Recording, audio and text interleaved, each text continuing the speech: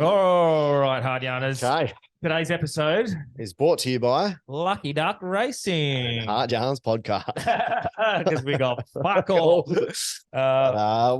get involved today with Chris, Primitive Modern Living or Primal Modern Living. Yeah, I like that. Yeah, Chris Primod was our guest today. He's just gone, but we had him on Zoom. It was fucking awesome. Great chat. Awesome. Yeah, we spoke his journey through the pandemic. By chance, COVID came up. Yeah. The mandates. A little bit about growing up in Western Sydney, impersonating a police officer.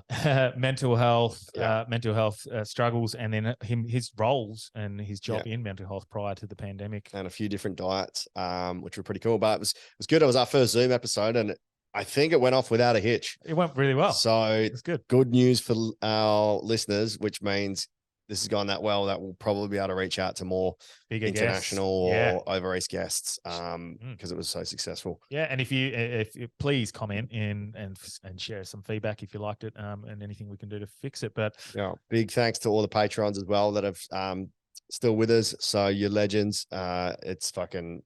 We're loving it, and we're doing all this for you. So thank you. And then awesome, if you want to donate to my 100-kilometer run for Zero to Hero Prevention of Suicide charity, that is happening November 5th. I'll put the link in the bio on the Instagram, and I'll put it in the show notes for today's episode. So I really appreciate everyone's support in that. So let's get hard as a screwdriver. That will make sense a bit later. Let's get hard. Welcome to Hard Yarns Podcast. I am fucking fat. Anything Chris White says, please disregard it. 5D is actually a state of being. It's a unity consciousness. That was Hard Yarns with me, Frankie Rose. So I'm going to throw it over to your co-host, Daniel Delby. And Cameron Brand. I would do this and then I'd gong. Free in attendance for the millions listening at home. Right. Let's get hard. We just get straight into it. So what's going on? How you been? Pretty hectic couple of years. Yeah, man, it's been full on the last few years. It's the last 2 years just been one massive blur. Looking back, it's just one massive blur. But you just got to keep keeping on, right? Yeah, 100%. Now I'm going to go straight off the bat with this one, bro. I've been reading Chris Primod. Is that your actual last name, or is it short for something, or is it like two words combined? It's really been bugging me, man. Yeah, man, I get that question a lot. So, man, it was like an old PlayStation username. And okay. Yes. I think me and my daughter were sitting there and we were sitting some names around. I think she said it. I'm like, yeah, it works. And now with what I'm doing, sort of venturing out into the wellness space, it's working well because I've gone, it's primal living in a modern world, right? So it's working well for me. So it's good. That's perfect. Yeah, sick. We've been loving your stuff, and the stuff you started putting out, it's obviously been resonating with people, specifically the last couple of years, man. It's specifically Branchy. You're like his idol. This is like me getting Dane Swan on the potty. I appreciate that, man. Definitely been resonating with a bit of it. Corey White, who you've had on your podcast, been on ours a few times, loves your stuff as well. So I guess let's go to the start, because I guess that's really where you really sort of built up your following. How have you sort of started the journey and dealing with the pandemic? Man, so funny enough, I'm trying to think now, it said massive blur. After the first lockdown, before the second time was the worst one, but between the first and the second one, we sort of went back to some, formal normality.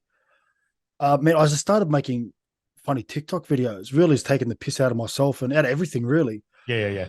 And that's when I released that video where I put a photo of me in a New South Wales police shirt. And gave advice on how to get out of speeding tickets. And that would have gone down well.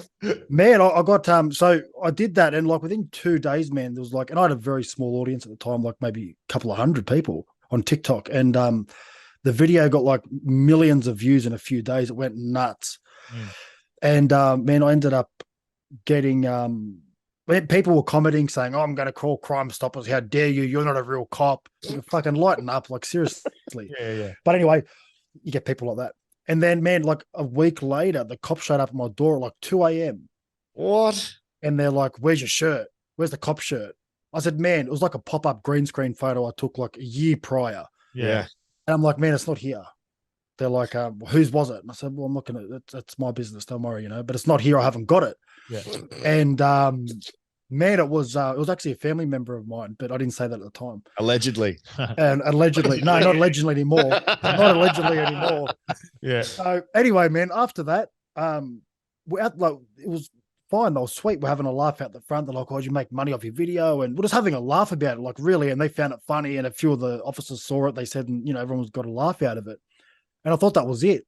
And then this was like, I think Saturday, like early 2 a.m. Saturday morning. And then Monday I was at work and I got a call from him. He's like, "Man, you should come down to the police station." I'm like, "Before?" He's like, "Oh, we just need to talk to you a little bit more about it." Sure, they're probably short-staffed and need you to cover a shift. Oh man, so I'm thinking, what are they going to do? What's going on? Like, that's a bit strange. I thought we covered it all the other night. Anyway, so before I went in there, I thought I better get a solicitor in case it gets out of hand. So I called up a solicitor. He's like, "Man, don't go in there. Tell them no." He goes, "Unless you're under arrest," he goes, "don't go in there. What's the point? You've already spoken to them. It's resolved." So I rang him back. I said, "Mate, listen, I've been advised not to come in unless I'm under arrest." He's like, "Well, man, I'm not going to bullshit you." He's like, "When you walk in, you'll be under arrest." I was like, "Fuck, you serious?" He's like, "Yeah." I'll see you soon. See you soon, mate. See you soon. And I thought about jumping on a plane. No. So I'm like, "All right, no worries." Oh, too bad the borders were closed. I couldn't have got anywhere. So anyway, so I went up there and yeah, man, I was arrested and charged with impersonating a police officer and wearing or being in the possession of a police shirt without being a police officer, something like that. Was like 2 charges, like backup charge. I know that it is kind of frowned upon to impersonate a police officer, but surely if it's done, like taking the piss, if it was a fake shirt, it would have been a different story, right? Yeah, so that was my understanding of it. They weren't happy. And look, I made another video, again, just taking the piss. And I said something along the lines of, I could have been anything when I grew up, so I chose to become a fuckwit. And I had the cop shirt there again, right? So it was just a joke. I was taking the piss out of it. And yeah, man, they someone didn't like that, obviously. Yeah. So went through the whole process, went through the court proceeding, and well, for that second one, or you think that's they've seen that second one and be like, "Nah, fuck this guy." I don't know. It's very strange, man, because they were sweet. Everything was fine. They're mainly interested in the shirt. Like, how did I get the shirt? Did I steal it? Did I, how did I get it? Once that was resolved, I thought that was the end of it. So it's almost like someone said something after that. And it was strange, man. It was very strange. And just, you know what, man, I wasted my time, I wasted their time. And throughout the whole process, man, the officers I was dealing with sort of, I could tell, and they were sort of hinting that it's a bit ridiculous. Like, this is insane.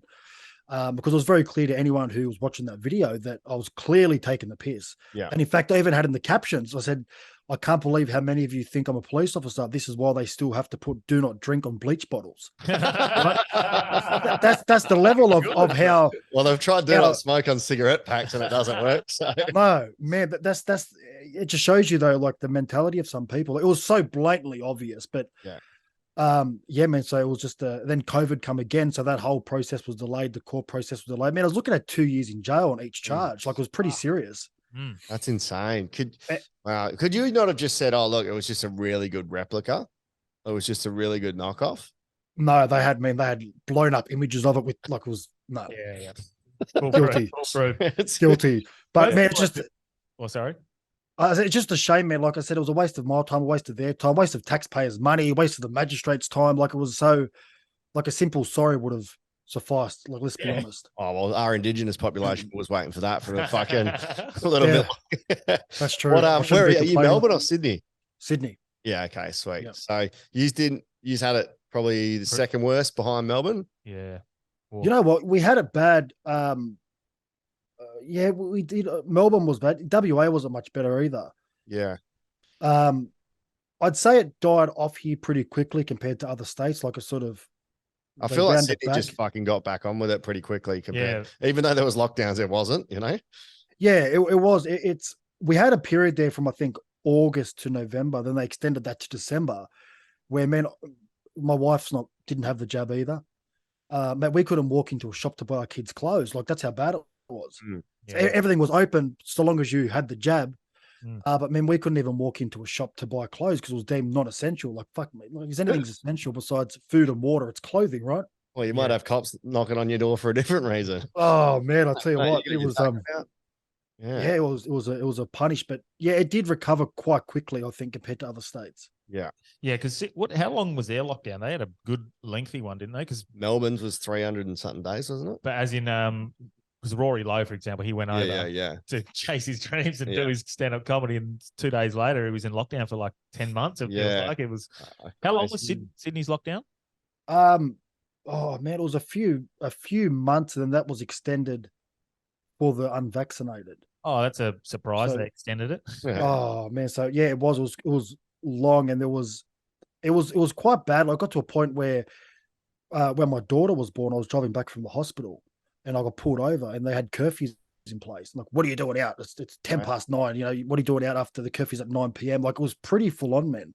Well, at work, when I was driving around at work, this is before the jab mandate came into play at my old employer, but man, driving around for work, I was getting pulled over every shift like 3 times for high patrol, seeing where I'm going, what I'm doing. Like, why are you wearing that officer shirt? So at what Yeah, that's right. I remember you. Yeah. At what point did you start really sort of speaking out against the sort of mandates and that sort of message resonating with people? Because, you know, we had a similar thing on TikTok. One of Delby's clips blew up. He went into a food court and pretended he was coughing and sneezing and testing positive to something over the phone, and it ended up being chlamydia, and we pranked the guy. It's a great clip, blew up, millions of views, and it got us a bit of a following, and we've slowly gone from there. But then we were talking honestly on our podcast how we were feeling, and it just resonated with people, and we started to realize a fuckload of people felt the exact same. Yeah, a lot of people did, man, and it was a time period where I think people were looking for others to not lead them. I wouldn't say lead them, but just, you know, someone who resonates with how they're feeling, and someone that sort of gave them a little bit of hope. And I have tried to maintain that throughout the entire time, that, you know, calling out what was going on, but also trying to sprinkle a little bit of hope in there. That, you know, we'll get through it, we'll get over it. It could be worse. So I think that resonated a lot with people. I guess just that message, but yeah, it's strange because I've noticed that a lot of the audience that I gathered during that time are extremely loyal, and they're a really good bunch of people. So man, I've met a lot of people in this space, and made some good friends, and it's been overall, man, I've taken a lot out of it. It's been, but It's kind of interesting how our society, the Karens always win, that when they complain, the minority or the squeaky wheel gets the grease. But when it came to something as massive as the jab and the mandates, all of a sudden the Karens didn't get listened to. Yeah. But the Karens were right, you know? Yeah. So it's I think it comes down to the fact that it's they're going against what Karens typically go with the agenda. Yeah. So they go with whatever's in the politically correct thing. That's why they get listened to. Yeah. Because man, like posting that, listen, man, I can't go into shops and buy my children clothing. Well, this is fucking insane. This is like inhumane to do that. Like, it's nuts. What are you doing? The division creating no one listened. People was horrific. You get shouted down, and I felt more often than not the more level-headed conversations were coming from the people who were on the freedom of choice sort of side of the argument, and the other people were sort of shouting down people, and the media would use the extreme of the other side, I guess what you'd call real conspiracy theorists, as the example of what we all were, and it became pretty like you get smeared with the same brush. It was pretty poor. That's what's happened a lot, and look, the media do that intentionally. There's no doubt about it. But it's happened a lot where, and man, I see them on my page sometimes, and you know what? They're entitled to their own opinion, of course, but some things are so far fetched. Like, man, Bill Gates is not trying to connect us to a fucking supercomputer. Relax. That's Elon Musk. That's right. That's Elon Musk. That's not Bill. But there's so many wild theories out there, and unfortunately, you know, if you spoke out against the jab, which obviously I have, but in a way where it's logical and rational based on facts and science, not just conspiracy theories, we all get put into the same group, and that we're all nuts. And that's been one of the probably, worst things that's come from that is some of the backlash. I've been pretty lucky. I haven't copped too much from the media, but I know a few people that who've had like their careers ruined in their industry because the media smashed them. Yeah. And the worst thing is the people that have been turned out to be correct, like people's lives have been ruined. The people that were wrong, they just get a free pass. Like, oh, no, we fucked that up. Yeah. But the people that were like adamant and doing what they thought was best, and in the end proved out to be correct, vindicated. A lot of people had their lives destroyed, and everyone that enforced that onto them, no consequence whatsoever. So it's pretty fucking disgusting, really. Well, it is. There's no, like, I've gone back through some of my old posts from like middle to late last year where I was saying things and sharing information. And it was like fact checked. Yeah. Yeah. And I'm like, yeah, now what? Now what? Yeah, like we now know that's bullshit. We now know what I said was 100% factual. Yeah. Like, are you going to remove that label? Are you going to fucking apologize for calling me? Because that's what it is, but they're calling you a liar. Yeah. right? Yeah. And nothing gets done. Nothing gets done. Oh, well. Yeah, it's fucked. And this is the thing, like you had, for example, you've had him on 2 or 3 times, Dr. McCullough, I think. McCullough, yeah. And, his stuff was labeled misinformation, and he's now been vindicated with what he was saying. Like, even just suggesting that there's no evidence that the vaccine will stop the spread was labeled as misinformation. But there was no evidence to suggest that yet. They were just saying it. So I don't understand how stuff like that was labeled misinformation when it was just a statement of fact at the time, and now we just know for sure that it doesn't, straight up. Yeah, and now you can speak about it more freely, and you won't get slammed because of that, because it's now widely accepted. But what like Dr. McCullough is one example, but he's an expert in his field. Like, the guy is a cardiologist, specializes in the heart. Mm-hmm. He's saying, I'm having people come in with heart problems. Why aren't we listening to this guy? Yeah, he's an expert. Why is it not even just at least an open dialogue about it? Let him speak. Let him speak publicly. Yes, he did get a few interviews, but they're all more sort of. I know Fox interviewed him, Tucker Carlson, I think, interviewed him, but in terms of CBS and over in the US, none of the bigger mainstream channels wanted to speak to him. So it's very clear what they were trying to do. Yeah, to suppress his voice. But as you said, now he's been vindicated. But it's just the damage. Like, how many people have been impacted, injured, or even worse, who wouldn't have got it if they would have heard from someone like him? Yeah. Well, there's no accountability there at all. Yeah, there's none. There's none the other way. The accountability was on everybody to go and do what the government said. And now that they've fucked up, there's no accountability on them to make amends for their mistake. Well, none. We've often said, like, if they just had an open dialogue and said, look, this is the best thing we think we can come up with, it could have been a bit of a different story. Like, hey, take it at your own sort of risk. That's a completely different conversation instead of mandating and say, you must fucking have this no matter what you think's going to happen. Yeah. Yeah, that mandate, man, that word, it's one of those things where if you tell somebody to do something, a lot of people will say, well, no, just because you want me to do it, fuck you, I'm not doing it. Yeah. And I think that really annoyed people, but it's more so like the consequences of not going along with it. Like, I'm just one person where I lost my job, which I'd worked in for years, studied to improve myself, my knowledge and progress my career in that industry, who just had it taken away, just click of a finger. I worked through the first wave. You listening? What was that for our listeners that aren't familiar? So mental health. So I was involved in transitioning our clients out of long-term mental health facilities back into the community. Okay, cool. And then, providing support for them when they're back in the community, making sure, they're going to their appointments and that sort of thing. So it's a important job. It's a critical job.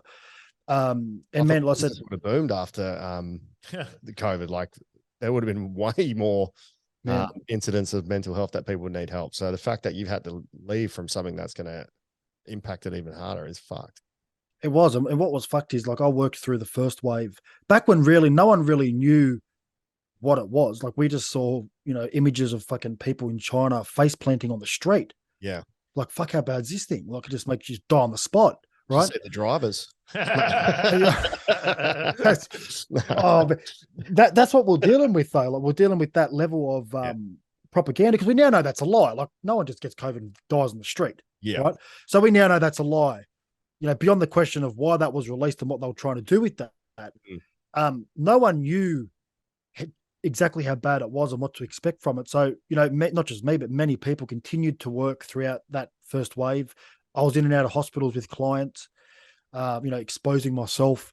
And then to go through that, and then the next year when the next variant came along, to be sacked because I didn't get a vaccine. When I worked through the first one without it, which the first variant was much worse. Yeah.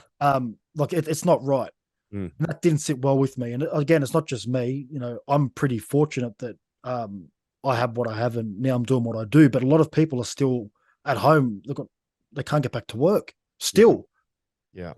So it's been very tough. Not to mention, like, and I'm a prime example, the anxiety that it was driving amongst people. I've never had anxiety, never had depression or anything like that. And I obviously went through my own stuff. I went through a separation during it all. So that was probably even harder, doing it by myself and feeling alone in that battle. But like the anxiety that, and people have often asked, oh, was it the separation that was driving your anxiety attacks? No, it was the scary fact of I could lose everything. I could lose my job. I could lose my family. That's how it felt. It's not eventuated in that way because I think we've sort of stood strong in what we wanted to do and our values and whatnot. And I had the right support networks around me. I had Delby, I had good friends messaging me. But without that sort of support, you're not going to get through those situations. But some people don't have that support. Which probably ties in with your original work, people transitioning from long-term mental health. Isn't one of the most important things to have a good support network around you? Yeah, definitely. You need a good support network. And a lot of people that were isolated. Look, that's the reality of it. Not only were they going through, a lot of us were going through mental health issues, depression, anxiety, but we're also isolated, locked down and isolated. Now, that's a dangerous combination. And not to mention fear, the fear that was being pushed through the mainstream media. So you've got fear, you've got isolation, and you've got mental health problems in the community. And the facility, you know, the services that help during those times, like Lifeline and all those, you know, dial in and call and speak to somebody, they were so overworked, like there was no one there to speak to. So a lot of people really needed help, and there was just no one available because I was caught up in, you know, 1,000 other calls waiting. So it was bad. And I'd hate to see. I've spoken to a paramedic who worked on the Northern Beaches in Sydney, and I can tell you now that they receive more calls daily on suicide or suicide attempts in one day than they would receive in 12 months. That's insane. And So there's it was no extremely repercussions on the people that enforce these restrictions either. They just get away with it scot-free, wipe their hands. Oh, wow. Yeah, that's what's happening. It's the expectation that we just move on. Yeah. Really, I do want to move on. I'm sick of I want people that were in charge of this to have some kind of repercussion, some kind of a consequence, or at the very bare minimum, come out and say, we're so sorry. We thought we were doing the right thing. Yeah. We didn't think that this was going to happen because of our decisions. If we had our time again, we wouldn't have done it. Some culpability. Yeah. But or a lot of people who were like messaging me. Oh yeah, the ones that were fucking mad, like you're fucking letting us all down. You're killing everyone, your family. Very quiet now. Yeah. Sorry, very mate. quiet. And turns out propaganda works. Yeah. You know? Yeah. Well, I'm getting apologies now. I'm getting people apologize. And it's funny because I ignore a lot. I mean, I had death threats and people wishing that me and my family get COVID and die. Like it was pretty bad. Yeah. And now I go through those messages in the message request folder, and I'll get one. It's like, hey, I'm really sorry. I want to get the fourth one. Like, should I get the fourth shot or not? And then I'll go back 6 months to other messages like, fuck you. I hope you die. Like, it's change of heart. What's going on here? Is it a different person? So, you know, born again. Yeah, born again. People are coming around to it. But yeah, this idea of moving on, just like you, mate, I'd love to move on completely. But to me, like, you ruined my fucking life for 6 months. Like I couldn't buy my kids clothing. I couldn't buy clothing. We couldn't buy bedding. We couldn't buy blankets. Like, you stopped us because of our vaccination status. Yeah. And yet we now know that it makes no difference. So where's the accountability? Where's the apology? Where's the sorry? I don't want money. I don't want anything. I just want someone to be held accountable. It's so strange. Just listening to you here say that out loud, it's instantly made me think of our First Nations people, where where's the accountability? Where's the sorry? This has happened. Couldn't do this with my family. And fuck, you're frustrated after 6 months or a year. Yeah. Imagine the systemic and generational frustration. That just blew my mind just then. Listening to how you feel is like, wow, you translate that across to other contexts as well. That's fucking insane, man. Yeah. And again, so like, I've not kept up to date almost with all the information now. I'm just sort of done with it. But Yeah. part of me wants to be able to go back to some of these people and go, hey, look, here's the science now. But I don't have the fucking numbers. Well, even in our What's local I am over it. newspaper, the West Australian, fuck. literally 2 days ago, it's saying how this small minority that they won't accept that the jab worked. I was like, what the fuck? It was a 2-page spread saying, there's this small minority that are trying to hold on and say that all these bad things are going to happen and they didn't. Now we're back to normal. It's like, what narrative are you guys pushing here? That was the West Australian 2-page spread. It was the biggest crock of shit. Oh, Seven West Media. That's I seen that. I don't know who shared it. Maybe one of you boys shared it, but I seen it earlier this morning. I was like, what the fuck? Corey shared it? Yeah. I was like, that's bad. Like, it's a lie. Yeah, it's literally it done nothing. We got over it because, and I say that to everyone, it's the virus in itself mutated into something that's nothing to worry about. I finally got it. I finally caught it like a month ago. Yeah, right. Yep. After, living my life normal. I never wore a mask. Living my life normal, and I only got it like a month ago. How'd you go? What was the did you die? So this is what happened. So I woke up as normal, done my workout at the back like I do every morning. Come inside to have my protein afterwards, and I'm like, I can't taste shit. What's going on? I couldn't taste anything. Felt completely normal. So I'm like, that's a bit unusual to not lose your taste and feel good. Fucking weird. Anyway, just kept going, and then went for a I think 5K jog in the afternoon. Come back, same thing. Couldn't taste a thing. And I ended up getting a antibody test. My doctor, who's finally willing to do them. When I got the results back, she's like, "Man, when you got this test, you had it. Like the way that your numbers was whatever their measurement was 1,200." Yeah. They said you only have that high if you've actually got it right now. Yeah. So that's why I lost my sense of taste and smell. That was it, man. I didn't get a headache. I didn't have a cough.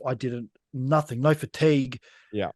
No sweat, nothing, no temperature, completely normal besides smell and taste for maybe 2 or 3 days. That was it.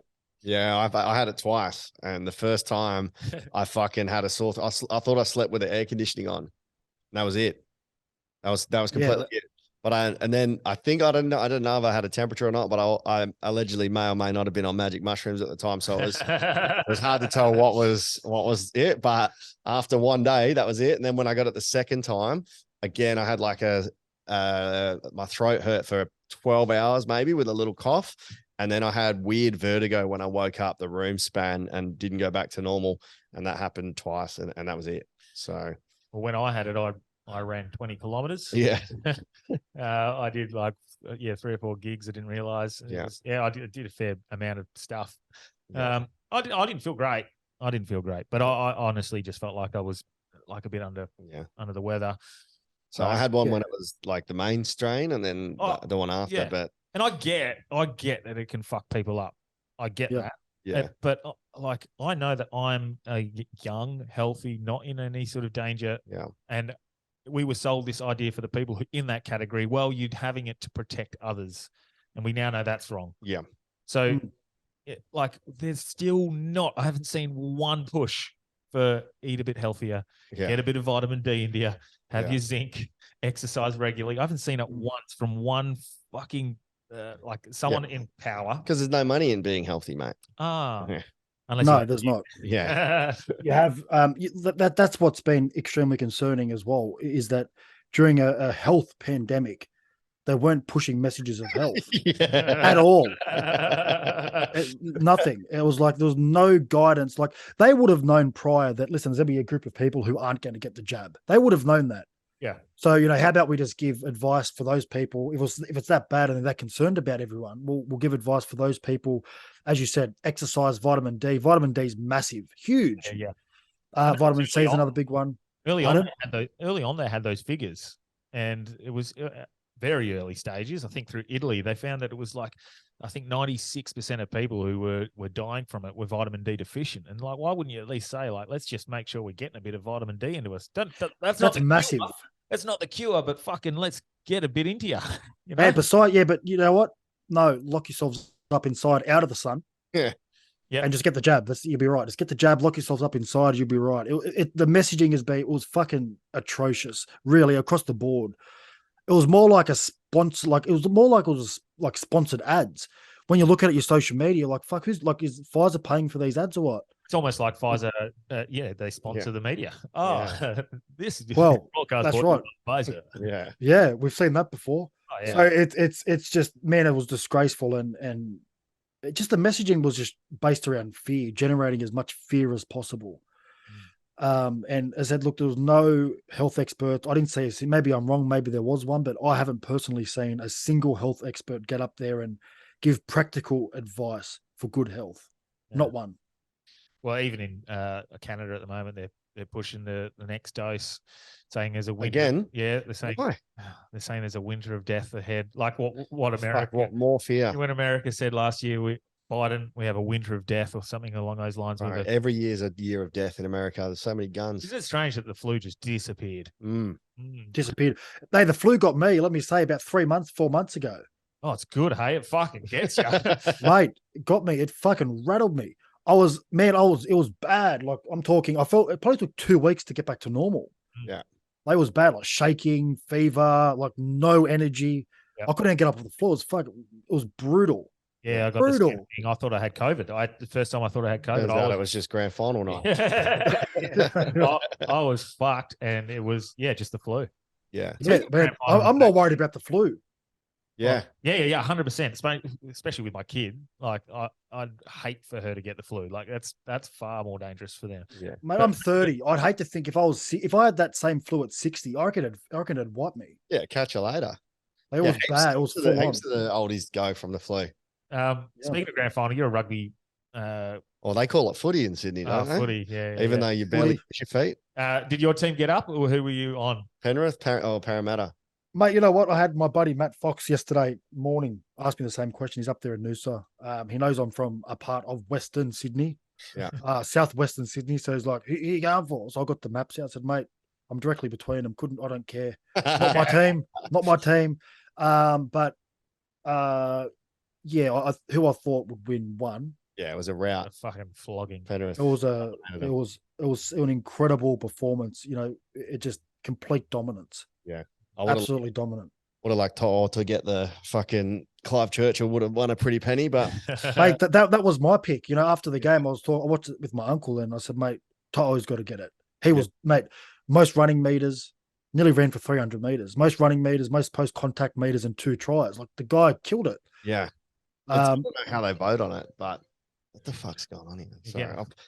Dylan Edwards got it. Dylan Edwards got it. Now, Dylan Edwards has been probably the best player all year. Let's be honest. He's a machine. Yeah. So I'm not mad that he got it. But I think, To'o was definitely hard done by for sure. Oh, so was I. 34-1 would have been a nice pickup. Fucking. Well, it's $34, was it? 34-1, $1,700 I would have picked up. That's not bad. Yeah. And I'm sure some of your followers won't really care, but anyone who listened to our podcast last week, West Perth won the grand final. So it was a fucking incredible day. We got up. We got the I don't even know what sport that is. West Perth, what's that? Is that AFL? AFL, yeah. Would be the state league level, so like equivalent to the VFL. Or, it's just one level down, so playing as best as you can without playing nationally. But I was good, man. Hey, you got me. Yeah. And do you know how you said you thought I was gonna? I probably would have, to be fair, but hay fever got me so bad by the end of the night, I needed to go home. I didn't know there was a vodka called hay fever. Fuck, mate, hay fever. And I don't know. I'm not going to go down the conspiracy path here. I'm very interested to find out what the go is, but there's so many people in the last 3 or 4 years who've just come up randomly with hay fever. Oh, it's fucking the chemtrails, mate. There's got to be something that's changed in the last 3 years, and I don't know what it is. I don't know if someone's fucking brought over a seed in on their foot, you know, and it's created a pollen over here. But fuck, it is hectic over here. Yeah. It's bad everywhere. A lot of people who are saying they're suffering with hay fever. Same thing over in Sydney. Yeah, right. I don't know what it is. I'm fine, so I'm all right. But a lot of other people are starting to struggle with it. Yeah. I never had it till 3 years ago. But yeah. So did you start your potty before all of this stuff? And it was like a mental health podcast? So what was your first like episodes about? Or was this brought on because of all the frustration you were feeling? Mate, a lot of people don't know this. I started a podcast maybe 5 or 6 years ago. Yeah. And it was literally me ranting into the microphone about shit that pissed me off. Like Bill Burr. Bill Burr, yeah, just short form Bill Burr, 10 minutes. But at the time, podcasts weren't huge. Yeah.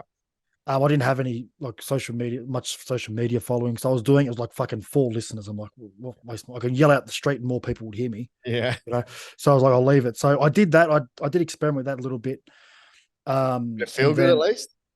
Oh, it did, mate. It was a bit of it was good for the mental health. Yeah, good vent. But yeah, and then I was going to get back into it, and I was just, man, with you know what it's like when you're working. Mate, I've got 5 kids and working, so I had no time. 5 kids at 30, you're a machine. Have you got twins or anything, or are you just pumping all the time? Just pumping all the time. No TV in my household. We don't watch TV, mate. Yeah, right. Yeah, man, 5 kids, but yeah, there's no time, man. Like, there's no time for anything really, especially when you're working a full-time job. And I was a manager as well, so I had no time. Yeah. So it wasn't when I lost my job due to the mandate. I thought about it, and I'm like, fuck, you know who needs a voice? These people like Dr. McCullough needs a voice. Like, he needs to be able to speak. So I'm like, that's not a bad idea. Start a shop, get these people on who otherwise have been censored and silenced, and give them a platform. And it was actually, I don't know if you know of Jackson Tippett. He's been on my show twice. Really good guy from up in Queensland way. Okay. Gold Coast, I think Gold Coast. Man, he was the first, like, we had a phone call. He was like, man, just get up there and just fucking do it. Like, just get it done. It's like, stop thinking about it, just do it. I'm like, fuck. So I went to JB Hi-Fi, picked up mic, headphones. I'm like, right, let's go. He was the first episode. And done really well in terms of streams and download. He's got a large following as well, so he promoted it, so it done quite well. Is he the big unit that's like does men's mental health specialty, and he's like a full shredded big dude? Padded up. Yeah, that's him. Yeah. Yeah, Okay. he's been commenting and following. Yeah, cool. He's a mate of mine. mine, Trav Carney's mate. I think he is as well.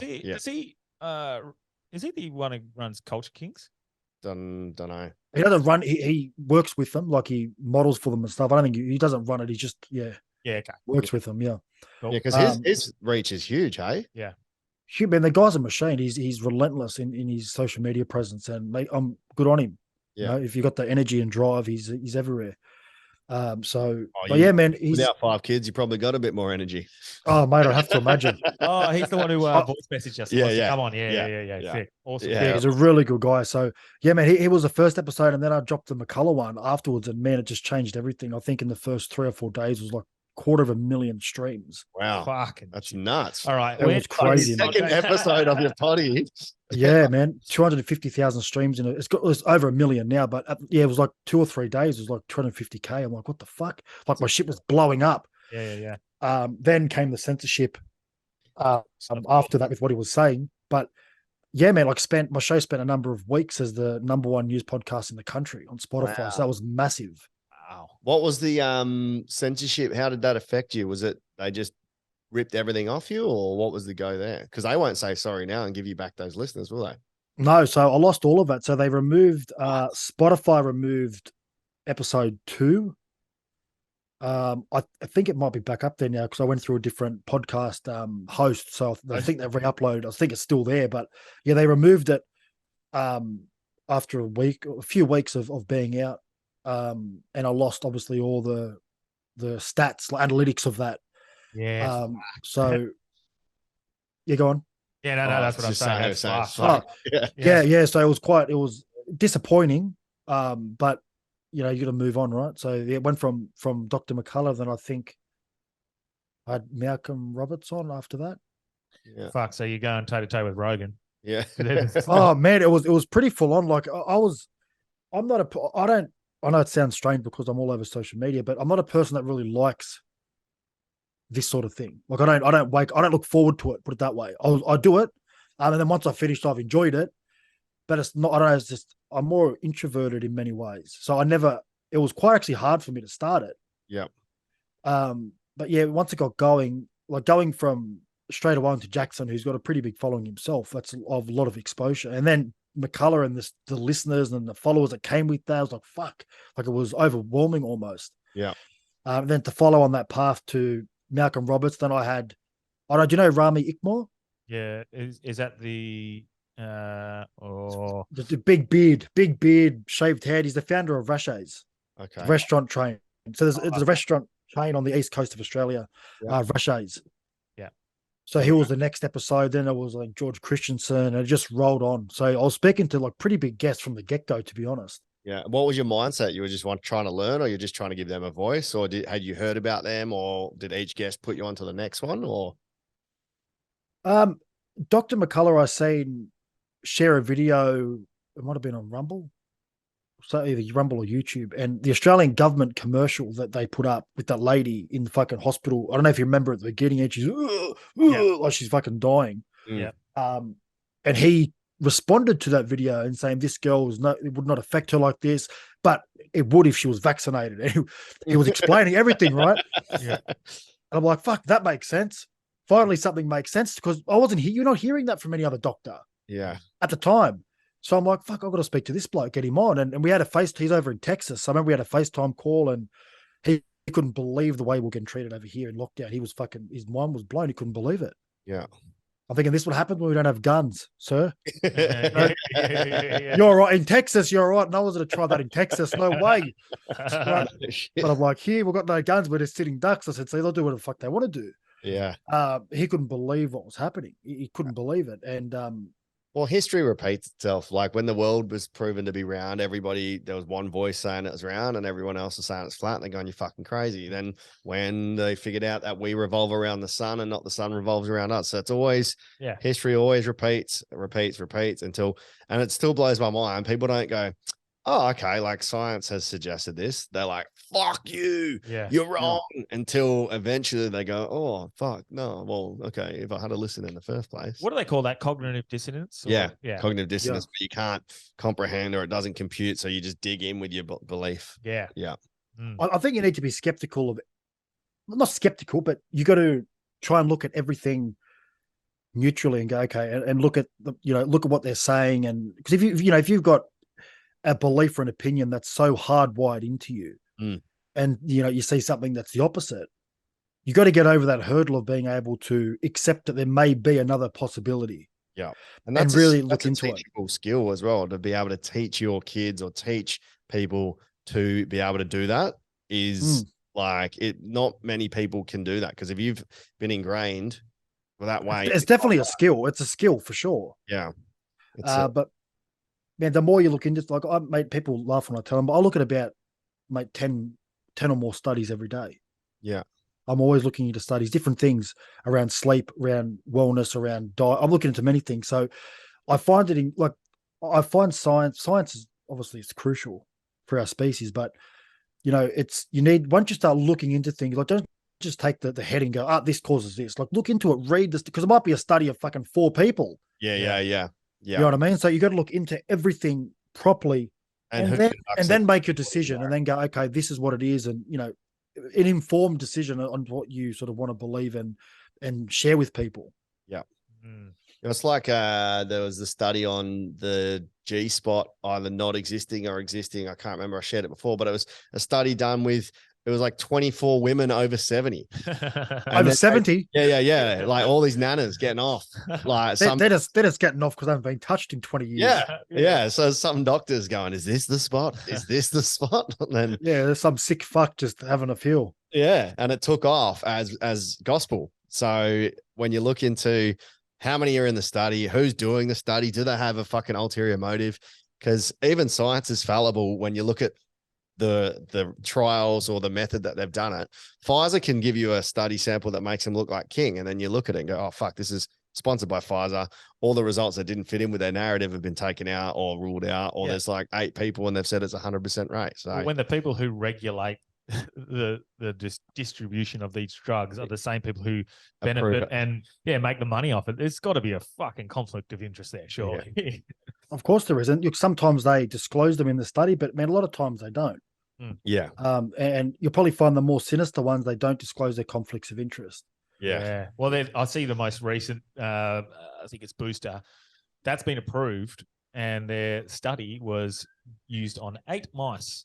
Wow. 8 mice. No human benefit studies. Maybe the mouses. It wasn't even. I think the 9th one died. Maybe the mice identified as human, and they accepted them. Oh, good. Yeah. Yeah. 2022. What was that for the fourth one? I've lost count. Fifth. Oh. What are they up to? Fuck knows which I one. think it it's is. just called Boost Juice They've now, and also they just just- fucking put it Boost in Juice. smoothies. They've also just released approved below 5 years old for the jab, and for me that just seems illogical considering there's still no proof of efficacy. The only thing they're citing, I think, is safety, but even that is like, again, we talk about studies and who's funded the studies and who regulates that and whatnot. But what are you getting your 5-year-old fucking vaccinated for COVID for? You know, it's just a bit silly. But anyway, like things like this, curiosity, it just seems to be, if you're curious and you want to learn about things, you are labeled now instantly a conspiracy theorist. Yeah. Which is, I think curiosity is a big part of what we should do. And that's what we do with our podcast. We're interested, we're learning. We can admit when we're wrong, man. Which Russell Brand recently did. And I don't know if you've seen that. We talked about that. I mean, like Russell Brand recently realized he had said something incorrect, false information on his YouTube channel, and he released a whole video saying I was wrong. Yeah. And he was like, how fucking hard was that, mainstream media? Yeah. Like, well, even now I've had the week to think when we were ripping on Wayne Carey, I'm like, fuck, man, that's probably not good from a podcast that talk about men's mental health to be taking the piss out of Wayne. But at least we're man enough to like admit that, hey, we probably shouldn't be doing that. Even when we were having our open discussions about COVID, one of our first ones where me and you openly just ripped on it all, we said, are we being too hard on it? Yeah. We were questioning our own sort of viciousness on the situation. So I think that's at least we're open-minded enough to understand that some things you say can affect other people in other ways. Yeah, we all fuck up. That's important to remember that we all fuck up, and it's what makes you a human. But also, I look at someone who fucks up and apologizes for fucking up. Yeah, highly, much more than someone who fucks up and doesn't acknowledge that they fucked up. To me, that person's just deceitful. Yeah. Well, that's exactly what they are. Yeah, Premier Mark McGowan. Yeah, well, all of them. He's not the only one. Just all of them. Yeah, none of them would come out and said, "Oh, look, man, we fucked up. We're so sorry." Yeah, no, they just doubled down. They're too far deep. That's the problem. What was the most interesting thing you learned? Well, maybe like not even about COVID, but from the journey you've had on your potty, who's been your favorite guest, and what was the thing that you learned that you didn't think that you didn't know before, or have your eyes open to? Surely David Icke's got to be up there on the list. So David Icke, I didn't like. Yeah, I love talking to him, good guy, but man, it was recorded at 3:00 in the morning. Yeah. So I was fucking half my brain was off. Yeah. So I didn't really enjoy it as much as I wanted to. And one thing I didn't do well on that was question what he was saying. And to be honest, it's because I was he's extremely good at like you ask him a question, he'll explain it thoroughly. Yeah. So there isn't a great deal to ask him to clarify. Yeah. And I was half asleep, like to be honest. It was difficult to do it. And then as talking to the man, like that was hard to overcome myself, talking to him, like, fuck, I never expected to speak to David Icke. So there was a few factors in that. I wasn't happy with that episode. I was happy with him and what he said, and it was very informative, but I wasn't happy with myself on that. So I think that sort of, takes it out of the race for my favorite episode. Yep. It's funny how we criticize ourselves though, because we'll do a pod and I'll be like, oh man, I fucking fell off. I felt out of it. They didn't have a good flow. And then it's like, oh no, it wasn't bad, but just how you're feeling affects how you feel about that episode as well. Whereas most listeners will go, "Oh, that was great! Like we heard much." But yeah, that's it done well. Like in terms of the analytics were extremely good for that. It got huge amounts of downloads and streams and comments and questions about it. So, people enjoyed it. That's ultimately the goal, right? It was not for me to enjoy it. Well, yeah, I want to enjoy it, but my listeners is what I want them to be enjoyed and engaged throughout the entire thing. So, man, I've had a lot. I've had a lot of good guests on. I've learnt a lot. Who's my favorite? I always enjoy talking to Maddie. We just be ourselves and talk a bit of shit. People like that. Yeah. Is there anything that you've changed the way you live by because of a guest, or anything you've done or tried out because the guest has been like, hey, I've done this and it worked, or something where you've changed something that you do in everyday life? Yeah, definitely. Lucia from Nutrition is Medicine. She's been on a few times as well now, and we talk also like off air. Yeah. She's always giving me pointers. If I say something and she disagrees with it, she tells me, goes, then I do this instead of that. So I'll make changes, a lot of dietary changes. Right now you're doing the carnivore diet, Brett tells me. Animal based, mate. So not Animal completely based. carnivore. Yeah. Yeah. Tash Um, Peterson on. She'd love that one. Who? Sorry, Do you know who Tash Peterson is? Cash She's, Peterson. yeah, she's our vegan militant, they call her over here, because she goes in with blood and her tits out at different. Is that when it goes to like KFC and shit and Yeah. causes a fucking scene? Yeah, we had her on our podcast, actually. It was quite interesting. Did you? Yeah, yeah. That was the one where I think we were pretty well. We were very diplomatic. We weren't like all Didn't in one attack her, just direction. had to have a listen and see why she does what she does is noble. But I mean, Yeah. most people don't agree with what she does, but at the same time, you're not going to get the attention if you don't do what she does. So Yeah. Credit to her. She's got some courage. Fuck, I wouldn't get me doing that. Yeah. But that's interesting. Yeah. That you spoke to her. But It's- yeah, man, it's carnivore for me is very full on. It's hard and I don't think it's sustainable long term. Eating just meat. Mm. How long are you gonna do that for? Like Yeah. realistically, you know what I mean? Yeah. I find animal based for me has been since I can't speak highly enough of it. So what kind of stuff's that? Is it like the liver, the insides, the blood? Like how do you go about what's I've never even heard of animal based before. Yeah, what's that butter eggs? Yeah. Animal based. So it's meat, your normal meat. Yeah. Beef, primarily beef. Organs. Do you cook them or? It's tricky. You can eat raw organs, providing because you got to be careful with those as well. So I would never eat a raw organ from Coles or Woolies. Yeah. So you got to find the right place, right butcher to get those from. Yeah. Raw honey, raw dairy, and I have certain fruits. Right. Yeah. So it's not bland. It's not like just straight carnivore. Yeah. It's primarily meat. Like my bigger meals are definitely meat. But throughout the day, man, like it's fruit, raw honey, raw dairy. Yeah. And is that something you're going to look at sustaining long term, or is it just something you're trialing? Because you do strike me as someone who's very curious and just try things to see how they feel. Very curious, mate. How I feel so far in it, unless something takes a turn for the worst, I can't see myself stopping. Yeah. I feel fucking incredible. I had a phone call just before this, and I was talking to him, and I said it's energy. Like from the minute I wake up in the morning, like you may not know, but I didn't get to sleep till 4 o'clock in the morning. Like just now, I slept for 4 or 5 hours. The grand final celebrations were big, huh? No, insomnia was big, mate. I could not sleep. Yeah, but I reckon there's something to that because I've been tired and not been able to sleep over the last maybe 2 months until way late in tonight. So I was in bed at 10, couldn't sleep till 1, woke up at 3:30, couldn't get back to sleep till like 4:30, 5 o'clock. It's the chemtrails, tell The chemtrails. I normally have so I've got medicinal cannabis. So before I go to bed, or I'm starting to wind down, I'll just have a few puffs of a joint, and I'm sweet. Yeah, it puts me off like a light bed. I didn't have any last night, so that's probably why. Do you think you become dependent on it? Because I'd probably and self-medicated. I'd say I use that through my anxiety attacks, stuff like that, and it worked. But at the same time, I felt like I became dependent on it. It would make me cloudy the next day, and I just I sort of stopped. I'll slow down on that one substantially. But do you think you become dependent on anything to help you sleep, to help you perform? Dependent. Look, I'm not dependent on it. I don't know. Look, I watched the footy. Obviously, very hyped up. I had a shit dinner. My diet's been impeccable. I had a pizza for dinner. Yeah. Then a long drive back home, and then trying to sleep after the long drive. It's probably just a number of things. Yeah. I don't think it was due to the fact that I didn't have a puff of a joint. But I don't know if I could become dependent. Cause I don't crave it. I don't want it. Like I don't look for it. I don't think about it. Yeah. So I don't think I'm dependent on it. You can get dependent on a lot of things, especially for sleep. Like if you start having sleep aids and fucking melatonin's a big one. It's fucking ruining people. They just don't realize it. Yeah. Definitely, you can definitely get dependent on those. Yeah. But there's no negative or detrimental impacts from me with cannabis. Really, is not. It's just puts me in a nice place to drift off to sleep. I don't smoke it at all throughout the day. I don't touch it. I only have it literally an hour or two before bed. Yeah. I find I sleep better.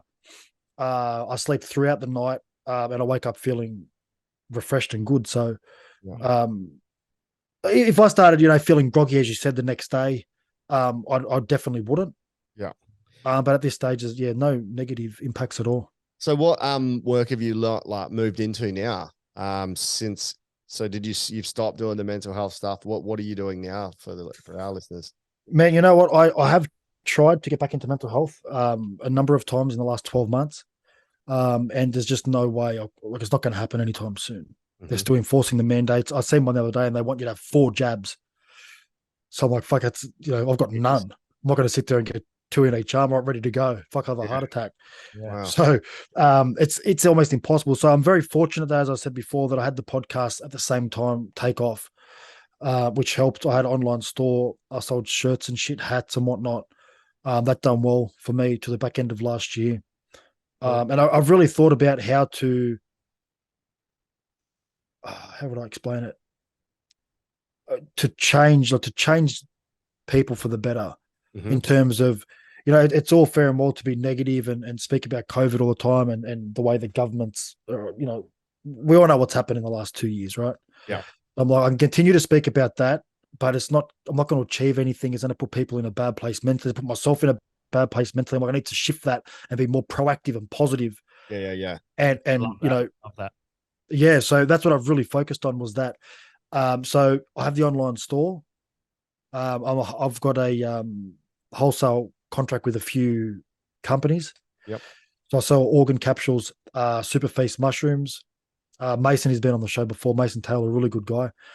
So I sell a few of his products as well. Waters Coast, I sell one of their water filters. I'm adding more to the store soon. Yep. So that's majority of what I do. The online store, it does very well. Yeah, cool. And now I'm doing more one-on-one stuff with people. Yep. And also I'm about to start up a program with Matt Fox, who I mentioned before. So very busy, man. A lot of different things going on. Yeah. You got ADHD as well? Because that sounds like me, bro. Yeah, bro, I do. I have ADHD. Well, I had it as a kid, so wouldn't surprise you. But you know what? It's not a bad thing. People look at ADHD like it's a negative thing. It's a superpower, mate. It is, man. So long as you know how to manage it. Yeah. And you're aware that it's there. I don't think it's a problem with ADHD. It's fine. Yeah. Honestly, I fucking love it. It lets me do like 7 different things and never get bored. It'll never get finished either. Be careful. Yeah. That's true. true. Finish it. I've just got a PA to write my quiz. So Yeah. Important. Because I have seen you've been pushing the positive stuff recently, and I love that and that's what I was getting at before. Like, COVID positive, different meaning. COVID positive. I just want to move on. Yeah. And I want to hold people accountable, but I just want to move on and move into the positive stuff, because that's what we want to do. We want to be healthy, and we don't want to create more division. We don't want to feed into the division that's already been done by the mainstream media. Yeah. I love seeing you being active in the wild and outdoors, and I think that's huge, because people don't really get the whole idea of going for a run along the coast where there's cars next to you, or going for a run around, in the hills. It's a completely different feel. Yeah. One, you can die without help. That's right. But gotta make sure you're prepared. I mean, I don't know what the actual difference is. I've seen you talking about even the ink in receipts and certain things. Do you do your research into all that? Obviously, you got to before you say something like that, or you're going to be called out. No, a lot of research, man. Plenty. I said I'm a bit of a fucking nerd, to be honest. I spend a lot of time studying and researching things, and just it comes from a place of curiosity. I'll look at something in a supplement I'm taking, what the fuck's that? And I'll Google it. I'll look at it, then I'll find out a bit about it and read some studies attached to it. And that's how I learn. And you realize very quickly that what we think is safe, and the things that we interact with on a normal basis, almost like it almost feels like everything's trying to kill you. Yeah, but there's a study done on everything to say that it is trying to kill you. Like burnt toast causes cancer. Fucking too much red wine causes cancer. Drinking will make you lose your kid. No, that's probably right. But there's always studies on how something can fuck you up. So you need to be able to filter through the shit. Yeah. For every study that's positive, there'll be a study that's negative, which makes it difficult. Yeah. Well, it's about finding a balance and finding what's right for you. I mean, if you want to have one glass of red wine a night, it's not the worst thing. It was better than having a bottle of Coke a night, right? Yeah. So, I encourage people when I speak to them and do my one-on-one consults, there's finding a balance. Like, don't just think everything modern is a problem, because it's not. Electricity is great. Cars, good. We need it. Yeah. Like, it's about finding the balance between, I like to explain it as almost connecting back to your primitive self, but taking advantage of what we have around us now in our modern society. Yeah. And you'll thrive. You feel so much better, man. And it's not hard, honestly. Just making a few small changes. It's incredible what happens to you. And you feel, I never dreamt that I could feel like this. I didn't think it was possible, to be honest. Yeah. Yeah. Oh, so only change I've made in the last 2 or 3 weeks is I've started cooking for myself every single day, and I feel fucking so much better. I've lost 3 kilo just from literally making fresh food, man. And instead of jumping on Uber Eats or being too busy to go, I've been making stuff. There's awesome dudes on Instagram that I follow, wicked recipes, and I feel amazing, man. So it's one small change. And yeah, you're right. You feel fucking so much better as long as it's a positive change. Well, the change that you like, said that's just a dietary change, right? But there's many things that come from that. Like you'll feel better. Like for me, I know when I started the animal-based diet, I got a skin, I don't know what the technical name of it is, but every so often it'll flare up on my chest and my back like a patch of skin, dry skin almost like eczema. And since I've been eating animal-based, that's completely gone. Yeah. Interesting. There's many things. Maybe I think it's psoriasis because when it's the there's a dry. name. I'd have to have a look at it. It's the name of it, but it's an autoimmune condition like eczema and dermatitis, right? Yep. And it's completely at bay. Yeah. My daughter, same thing. My daughter's got really bad eczema, and since she's shifted, she's not as strict as I am. Obviously, she's only 5, right? Yeah. So, she's but since she's changed it to be somewhat more like me, eat a lot more meat, mainly a lot less processed foods, to be honest. Yeah, I think that's the and killer. packaged food. Her skin's cleared right up. Yeah. My cousin's gets it really bad, and she made that change, no processed foods, and it made the massivest world of difference. Hey. Yeah, well, see, it's funny you say that exact thing. I've got the exact same thing, little psoriasis thing that just flares up on my chest every now and then. Oh, you're just trying to be like Chris. Since I No. literally at the point in which I went plant-based, and I still am plant-based, and specifically I had a process of elimination diet. I was having some real bad gut problems, and they were self-inflicted through use of anti-inflammatories through footy and whatnot. But stop hanging out with Wayne Carey. Yeah. So I did a process of elimination diet, and eventually someone said, have you tried getting rid of meat? I said, no. Blasphemy. Got rid of it, and it worked. And I was like, fuck. So all the pain went. But since then, I've had other issues evolve into my diet. And the best I've ever felt in my life was keto, which was just meat and vegetables, all fresh, all raw. And it was fucking incredible. Had no skin conditions. I'm actually thinking of going back to that and easing myself back into it. Hopefully my guts can handle it. But do you think something like what you're doing is more you've just eliminated some of perhaps like acidic fruits or vegetables that you were having that were flaring it up, or is it specifically, do you think it's the diet itself? I think it's eliminating. I know you're plant-based. You look good, by the way. I look like shit when I went plant-based. Oh, fucking I was a lot at the moment. Yeah. Oh man, you look good. When I was plant-based, I was wasting away. It was fucking horrible. Oh, anyway, I genuinely was. I got the biggest dad bod ever, and it just wasn't great. I've had to do a lot of weights just to get back to this. It's not incredible. I understand the negatives of plant-based. Yeah. But I mean, look, as I say to everyone, people got incredibly offended when I shared my post about the difference between plant-based and now animal-based. People got upset. I'm like, well, we're all individuals. Like, what works for me might not work for you, vice versa. But to carry on over a dietary decision, fuck me dead. Like, relax, it's all right. Like, it's okay. Yeah. So, man, plant-based works for you. Said you look good. That's no issue. But for me, man, the biggest thing was eliminating plants. And I think it's due to the defense chemicals in the plant. Yeah. So a lot of people are unaware of that. A lot of people think that they eat them as nothing, but nearly all plants, but some worse than others, have defense chemicals, and they interfere and interrupt. It must be United States plants, just defense chemicals. Yes, sent over by the Biden government. But no, honestly though, I really think that those defense irritated my stomach, man. I used to get bloated a lot, bloated. Like farting like a machine, just gassy, just didn't feel good in my stomach ever. My digestive system was rattled. And since I've eliminated, I don't eat vegetables at all. Sorry, that's a lie. I've added in sweet potato now. So I now have a and that's based on things that I've read up, and sweet potatoes aren't that bad. So I added them in to see how I feel with that, and so far so good. So that's the only vegetable I have, sweet potato. Can you tell us a bit more about defense chemicals? What did you learn about that? Because that's interesting. I've never really thought about it. I've heard about it, but I haven't really looked into it. What are some of the? There's plenty of them. There's plenty of them, and some of them are sweet. They're harmless, no problem. And some of them you might be completely fine with them. But some people, there seems to be an issue. Dr. Jordan Peterson. I'm sure you do. Yeah. His daughter, Michaela Peterson. Yes. Yeah, man. Yeah. Both of them had massive autoimmune issues, similar to what I was saying, and they've both gone. Well, I think they're on the carnivore diet. I mean, they're completely fine. They've never felt so good. Everything's cleared up. Yeah.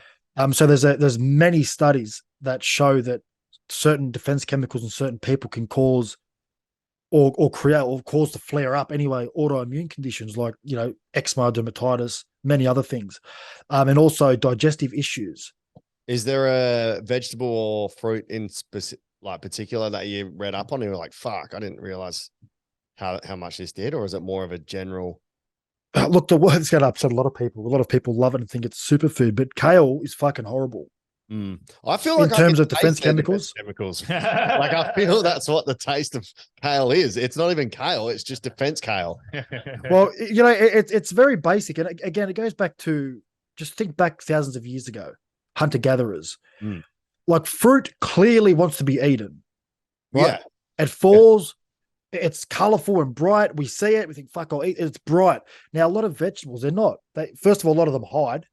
Yeah. Right. Under the ground. And they've got defense chemicals to protect themselves, right, from predators eating them.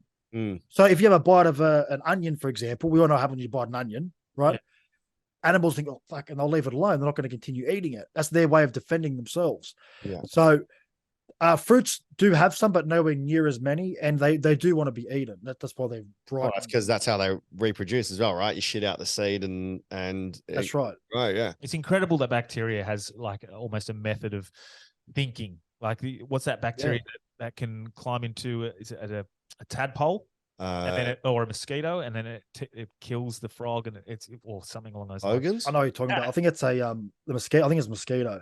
Yeah, mosquito, and the bacteria goes into the brain and it tells the whatever to go up, and then it gets eaten. Oh yeah, that's the caterpillars, the zombie caterpillars. So it gets into the brain, into the antenna, and then it pulsates. It's a little worm. Really? Yeah, and then the bird eats it and it goes in and then it shits it out and then the caterpillar eats the eggs and it starts all over again. Incredible. Yeah, and that's nuts. Bacteria changing the way of brain. Yeah, they do it in ants is the one which is the fungus. And then the fungus is the one I'm sort of I remember it. Yeah. Yeah, I used to teach my year 8 and year 9 kids that when we did bio and animals because it was the most interesting shit ever. It's fucking incredible. Yeah. It is incredible. There's a lot of things, there's a lot of factors to consider, and that's what I say. Like you take it back to basics. Yeah, I think we overthink a lot of things, and we try to think, outside of the box a lot, and that's where we run into a lot of problems. Like just think basically, like an apple is bright orange, like I want you to fucking eat it, right? It's bright, it's basic. Well, our digestive systems and colon. You to eat it because God said you couldn't eat it. That's right. Yeah, forbidden fruit. So this is going to be very interesting because over that next, I didn't want to do it until after the run. I didn't want to fuck around with anything before that. But after post run, I'm going to do back to sort of like a light amount of meat and I'll probably do vegetables. But I'm really going to document the journey and we'll probably do it through the podcast. Yeah, I'm very interested to see the benefits and the pros and cons of what happens. Just anecdotal, obviously, but did you see Branchy's going to do a 100K run just for fun? Mate, I seen you out there. Good on you, Mum. That's awesome. Yeah, well, again, it works back in with what you're doing. We're trying to raise money for Zero to Hero, which is a suicide prevention in use and stopping it before it becomes a problem and arming them with the tools. Yeah. And any of the listeners that may be new or come on to this podcast to have a listen, go to episode 100 where we have the CEO of Zero to Hero on, and you can have a listen to what their charity does. Yeah. Yeah, it's great. It's incredible. That's good on you, mate. Are you going as well, mate, or not? I'm going to do the first 10 or 12. I've had 5 back surgeries, so I've started running. I'm running the furthest I've ever ran, actually, because I don't know, in the last 3 weeks with this whole sleep thing, I've decided in myself that I'm not going to just do what I've always done, which is eat poorly or not exercise. I'm like, well, I'm not going to be mad at myself if I'm out here doing the right thing. trying to help myself sleep. So I've got that mentality where like I'm going to go run as far as I can. I'm going to go be outside. I'm going to exercise. So when it comes to time to sleep, then I've got that in my arsenal to help me get to bed. Love that. So I've started running again, and knowing he's doing the 100. I'm a marriage celebrant as well, so I got a wedding that afternoon. I don't want to fucking show up and die at the end of the aisle. So Dripping. I'm gonna do the first 10 or 15 or 20 Ks with him, and then have to take off and go celebrate love. Mate, we need more love. Nothing wrong with that. That's it. Well, listen, for your sleep, how are you going at the moment? You all right, or is it still difficult? Look, my body clock's fucked because I just went to Edinburgh for Fringe Festival for comedy for 3 weeks. Then I came back. I went to Sydney. So Edinburgh was 7 hours behind. When I got to Perth for a few days, I had to readjust. Then I went to Sydney, who was 2 hours ahead. Then I went to New Zealand, which was 4 hours ahead. Then I came back home. So my body clock's fucking all over the shop. I'm slowly getting back to it, but I know I've got a bad habit of chucking podcasts on and falling asleep to the potty, and it's really hard to break that habit. So, let me give you a few tips, ready? So it might sound extreme, but I don't know what time the sun sets. What time does the sunset where you guys are? 6:20 lately. Yeah, about 20 past. later. And we try not to eat. Yeah, try not to eat after sunset. Yep. Right. So you're not eating from 6:30 onwards. Yeah. And then once you just say you want to go to bed at 11. Yeah. Mate, stay off your phone and shit for an hour prior to that. Yeah. And I'm telling you, man, it makes a huge difference. Yeah. Huge difference. And if you can in the mornings, there's been many studies that show if you go out in the morning and get a lot of sunlight, sort of around 10 to 11 lunchtime ish, it helps you at night time to get to sleep. So spend a bit of time out in the sun in the morning, and then stop eating at sunset. All right. And get off your anything that emits blue light. Yeah. Yeah. Because it's confusing your body clock, right? Your body's not producing melatonin properly, and it's all over the place. It doesn't know whether it's fucking daylight or dark. So even trust caffeine. me, big difference. All right. I won't wear that police officer uniform. That emits No, blue light. don't. I know caffeine 12 hours prior to you going to bed is still in your system. That's So insane, hey? if you would want to go to bed at 10, Yeah. the latest you want to be having a coffee is 10 in the morning. Yeah, it's there. I mean, I've stopped having coffee in the afternoon, just Dexies. They've got a 4 hour. Dexies. Yeah, I'm prescribed. So I was like, I got a 4 hour half life. But even that I'm trying to take less of. How do you find? Have you been on Ritalin before? I had, but allegedly not prescribed. But I tried it, and it just made me spaced out. It didn't really work for me. There's a few of them. I remember I'm not on anything now, but when I was a teenager at school, I was on Ritalin and another one, Concerta. Okay, yeah. Well, But- I've been an ex-teacher for 10 years. I've had kids on everything, but like the best thing is when they're like fucking around, they go, I've got ADHD. It's like, so do I, mate. And they go, oh, and then they don't take the piss. They don't fucking, a lot of them will just jump on and use that as an excuse. Of course. When you go, hey man, I've got Excuse to be a fuckwit.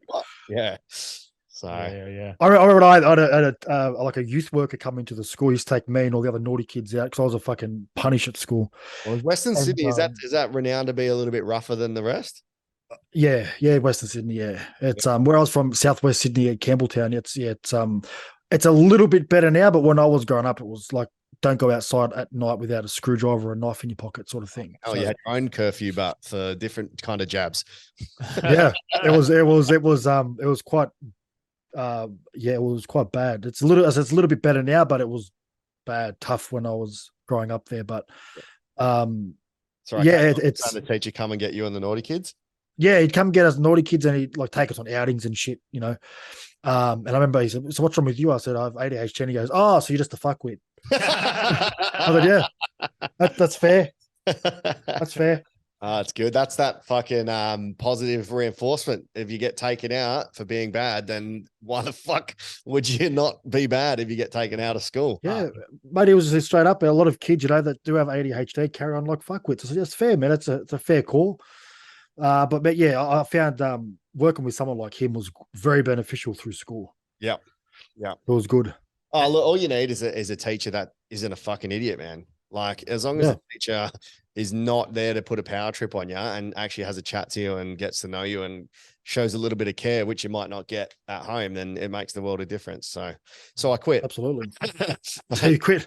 You're Well, done. mate, I love teaching. It was fucking awesome. It's just got to a point where something had to give because I was like, I went great. I had too much going on. I had my weddings, comedy, freestyle shows, emceeing, teaching, marking, report, everything. And it was the podcast. Too much.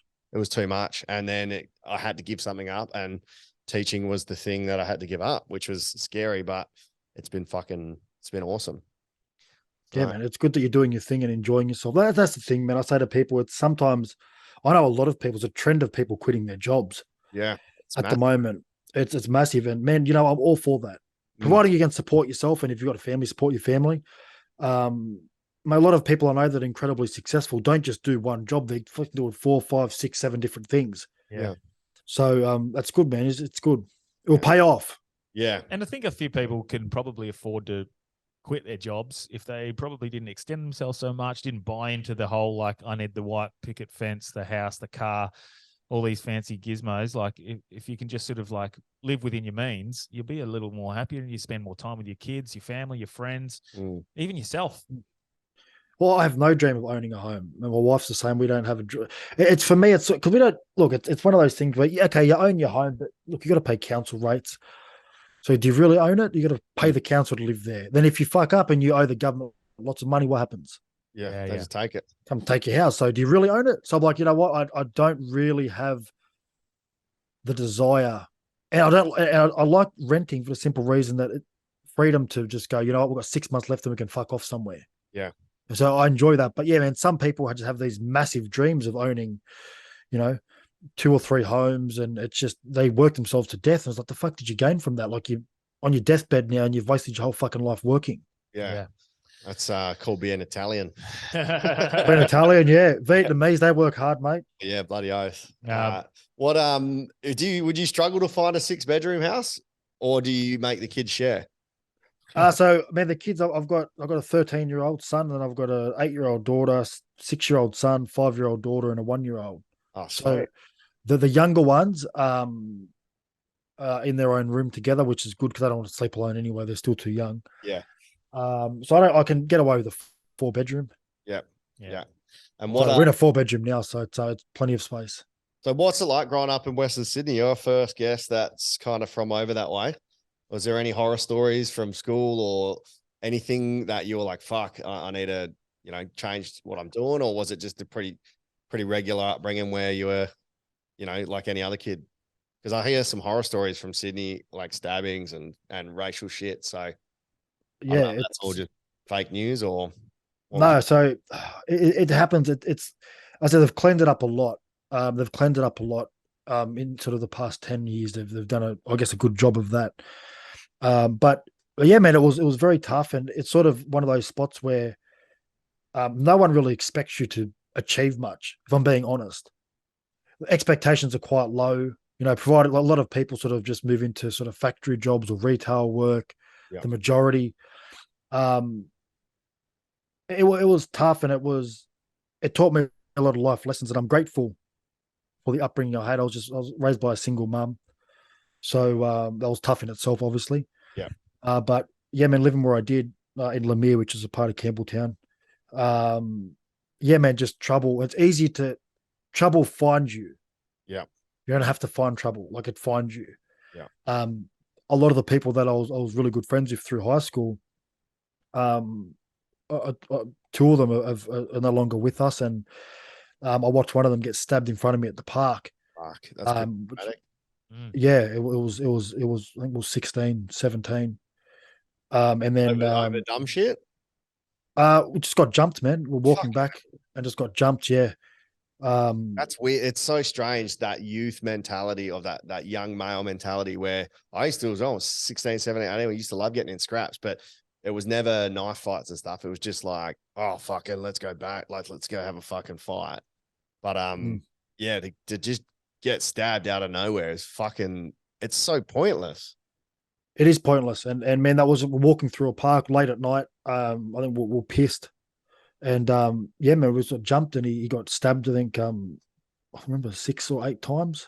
Fucking hell. Jesus. Yeah, man, and he lost his life. I think 2 days later. Oh, 2 days later. Oh, that's insane. And that must does that help drive you towards the like the mental health side of things and helping people through those situations? Probably having dealt with your own trauma yourself. Yeah, how do you get that? Did that bring on PTSD or anything, or was that like part and parcel of where you were growing up? Because that's fucking traumatic. It's tough. It's hard. I still don't know how to deal with it properly. I've read my times where I think about it too much, and even now getting emotional thinking about it. It's quite horrific. I still remember it. I don't remember much from that age, but that's one thing. It's fucking. I remember like everything. Yeah. So it's very hard to live with that.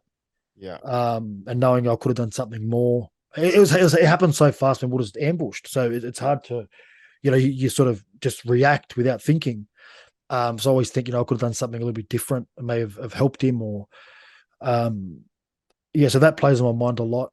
And still, his mum, I was really close to his family. So it was extremely hard. I was like another son to them. So it was very tough. Yeah.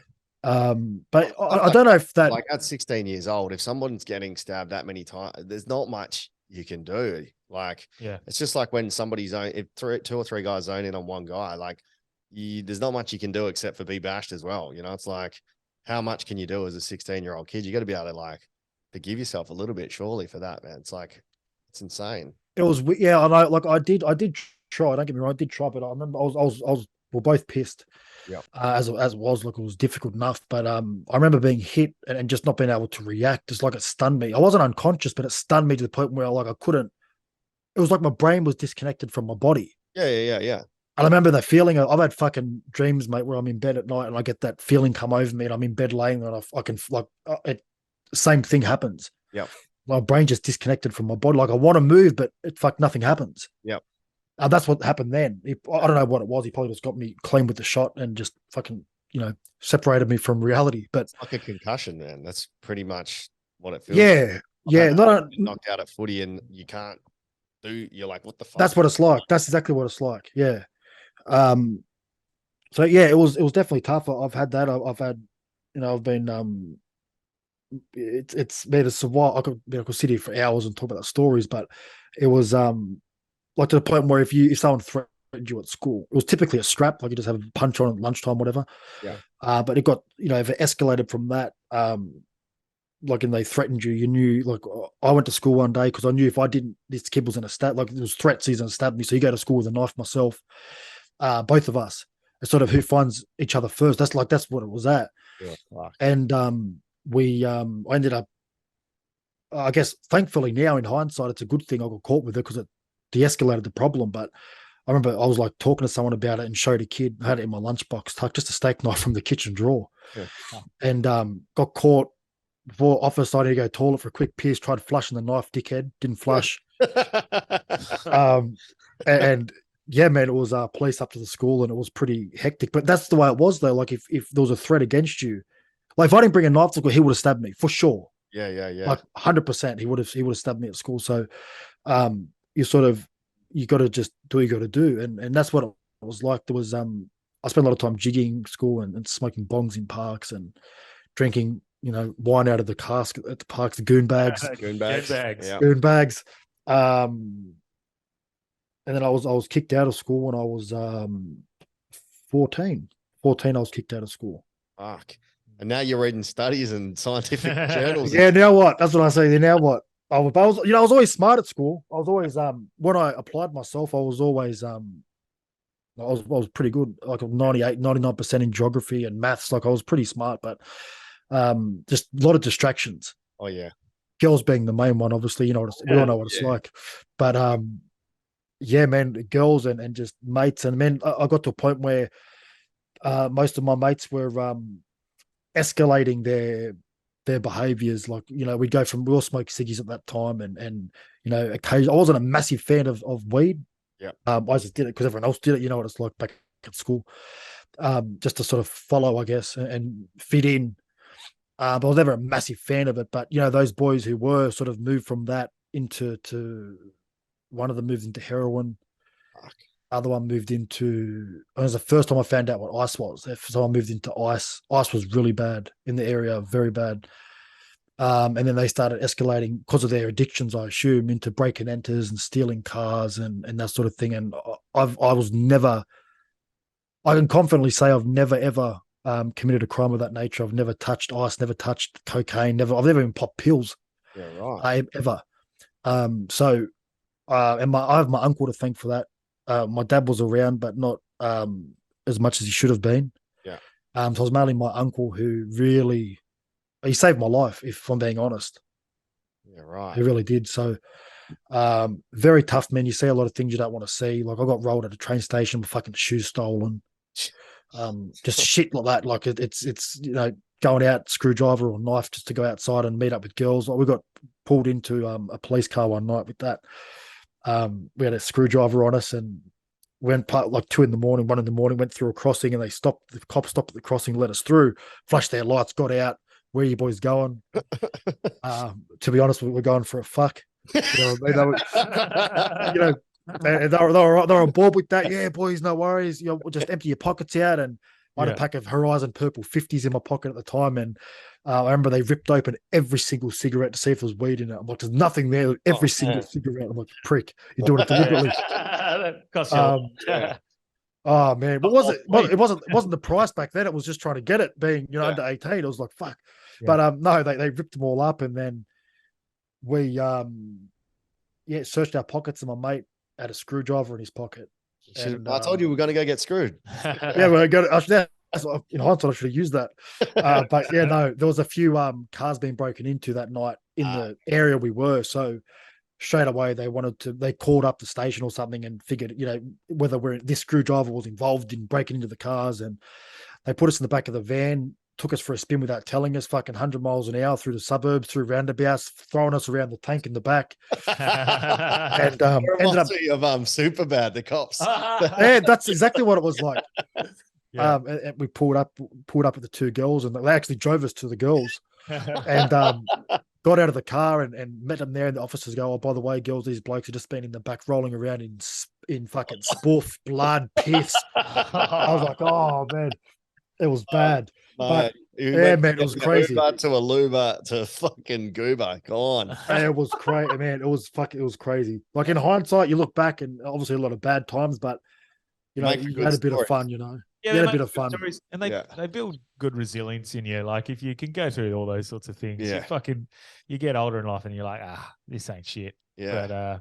But that's the mentality you have to take from that, mate. Otherwise, it can leave you beaten and just that's a lot of people. I've seen a lot of people who don't come out of it, as I said.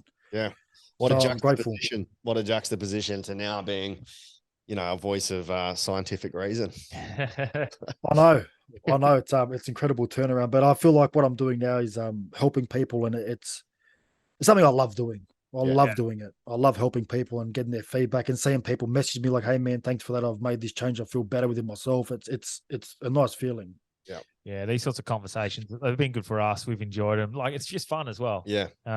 We have to sometimes go, right, no COVID, no fucking no chat like that. We're just gonna have a bit of fun with a comedian and talk shit today, because it does get a bit overwhelming. But like it is important that we have these discussions and these cononversations, and fucking we love what you're doing over there. So really appreciate you coming on. Thanks for your time. Is there anything you want to plug while you're on? Not really, man. Just you boys. I've seen that you hit your 250,000. Was it 100? But the 100,000. Sorry. Yeah, but the 25 in the last 3 months. So 25,000 of it have been in the last 3 months. So it's building a little exponential thing. So that's good. Yeah. Keep at it. Keep at it, because it's very easy to go through it. It's a lot of work. It's not easy. Like people think it's easy doing a podcast. It's not that easy. It's draining as fuck. Yeah. Draining as fuck. And if you don't see results and you don't see, engagement and listeners, it can get, sort of get you down a little bit. So mate, keep going and keep growing. I appreciate it, mate. And those girls that were, you missed out on an absolute specimen of a man. That's right. No.